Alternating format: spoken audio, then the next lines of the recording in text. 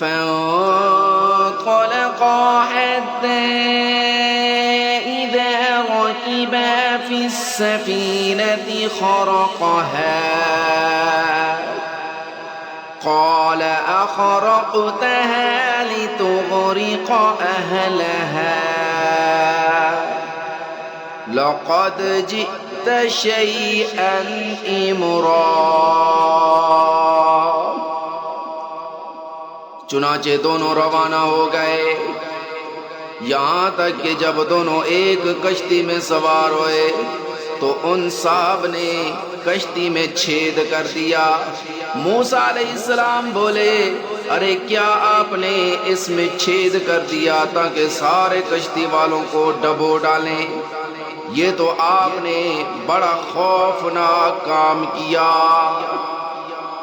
قال ألم أقل إنك لن تستطيع معي صبرا۔ انہوں نے کہا، کیا میں نے کہا نہیں تھا کہ آپ میرے ساتھ رہ کر صبر نہیں کر سکیں گے؟ قال لا تؤاخذني بما نسيت ولا ترهقني من أمري عسرا۔ موسیٰ علیہ السلام نے کہا، مجھ سے جو بھول ہو گئی اس پر میری گرفت نہ کیجیے اور میرے کام کو زیادہ مشکل نہ بنائیے۔ فانطلقا حتى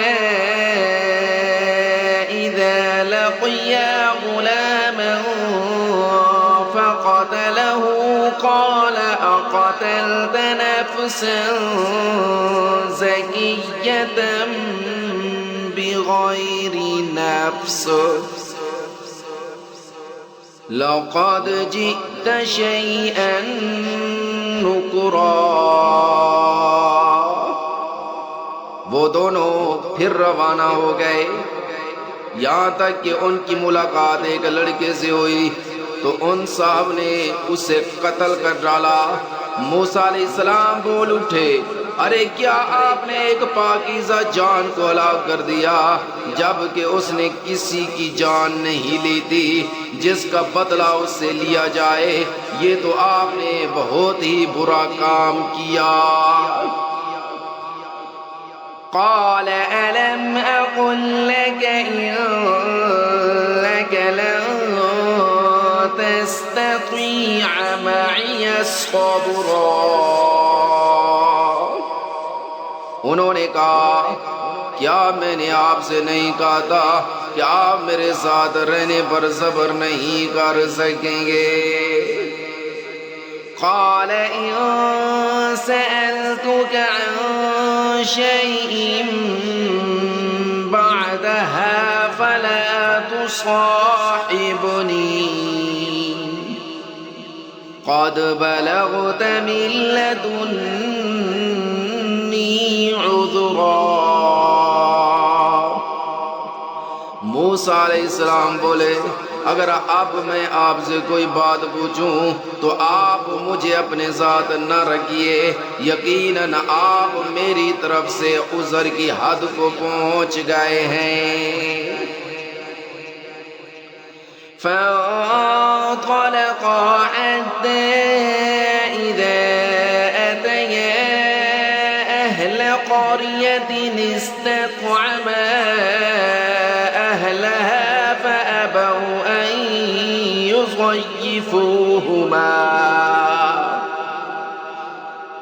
فأبوا أن يضيفوهما فوجدا فيها جدارا يريد أن ينقض فأقامه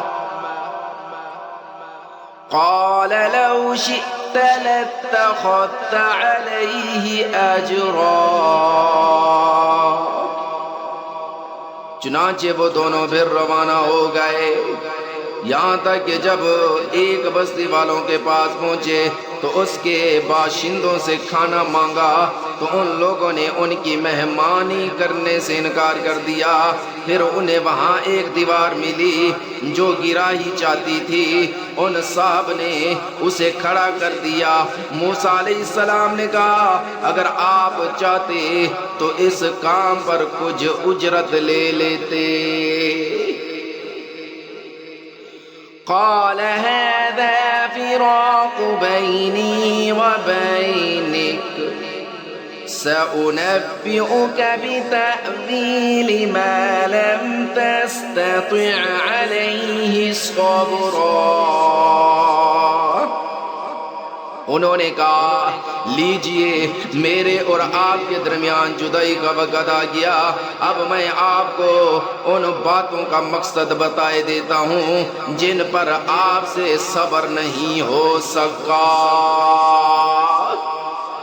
أما السفينة فكانت لمساكين يعملون في البحر فأردت أن أعيبها وكان وراءهم ملك يأخذ كل سفينة غصبا۔ جہاں تک کشتی کا تعلق ہے وہ کچھ غریب آدمیوں کی تھی جو دریا میں مزدوری کرتے تھے۔ میں نے چاہا کہ اس میں کوئی عیب پیدا کر دوں کیونکہ ان کے آگے ایک بادشاہ تھا جو ہر اچھی کشتی کو زبردستی چھین کر رکھ لیا کرتا تھا۔ وَأَمَّا الْغُلَامُ فَكَانَ أَبَوَاهُ مُؤْمِنَيْنِ فَخَشِينَا أَن يُرْهِقَهُمَا طُغْيَانًا وَكُفْرًا۔ اور لڑکے کا معاملہ یہ تھا کہ اس کے ماں باپ مومن تھے اور ہمیں اس بات کا اندیشہ تھا کہ یہ لڑکا ان دونوں کو سرکشی اور کفر میں نہ پھنسا دے۔ فأردنا أن يبدلهما ربهما خيرا منه زكاة وأقرب رحما۔ چنانچہ ہم نے یہ چاہا کہ ان کا پروردگار انہیں اس لڑکے کے بدلے ایسی اولاد دے جو پاکیزگی میں بھی اس سے بہتر ہو اور حسن سلوک میں بھی اس سے بڑی ہوئی ہو۔ وَأَمَّا الْجِدَارُ فَكَانَ لِغُلَامَيْنِ يَتِيمَيْنِ فِي الْمَدِينَةِ وَكَانَ تَحْتَهُ كَنْزٌ لَهُمَا وَكَانَ أَبُوهُمَا صَالِحًا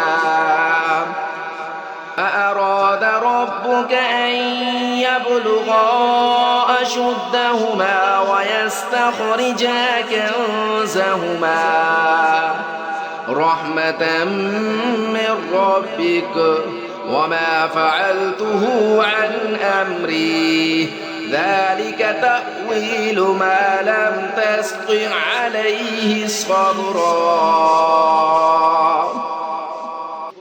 رہی یہ دیوار تو وہ اس شہر میں رہنے والے دو یتیم لڑکوں کی تھی اور اس کے نیچے ان کا ایک خزانہ گڑا ہوا تھا اور ان دونوں کا باپ ایک نیک آدمی تھا، اس لیے آپ کے پروردگار نے یہ چاہا کہ یہ دونوں لڑکے اپنی جوانی کی عمر کو پہنچیں اور اپنا خزانہ نکال لیں۔ یہ سب کچھ آپ کے رب کی رحمت کی بنا پر ہوا ہے اور میں نے کوئی کام اپنی رائے سے نہیں کیا۔ یہ تھا مقصد ان باتوں کا جن پر آپ سے صبر نہیں ہو سکا۔